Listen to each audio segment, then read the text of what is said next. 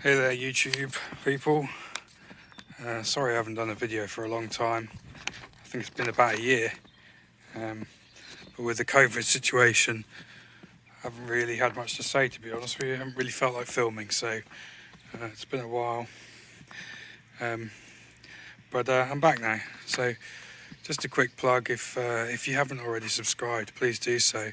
I'm actually getting up towards 1,000 now, and whilst I never dreamed that I'd get to these sort of numbers, now I'm coming close. I'd quite like to make it there, but let me just turn the camera around and show you the pond.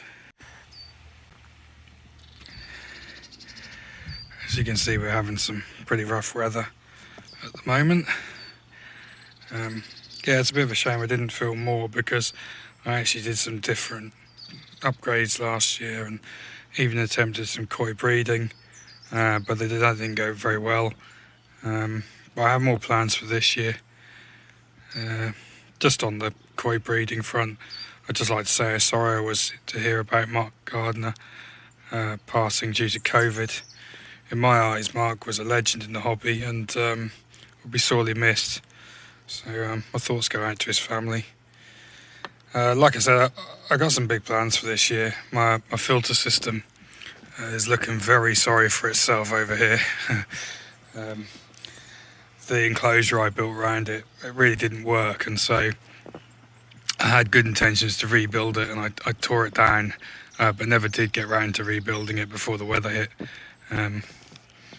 But the plan now is to move it into this shed that's next to the pond. It's a bit of a pain because all the pipe work for the bottom drain and the skimmer comes out the other side of the pond, and so it's going to involve some longish pipe runs and tight bends, but it can't be helped. So I also intend to have another go at breeding the koi again this year, but correcting the silly mistakes I made. And I have some plans for some pond monitoring products. So I run a small electronics company as a side gig to my main job, and I have a few things in the pipeline there. Lastly, given the weather, I just want to sort of remind people to check their pond temperatures in the crazy weather.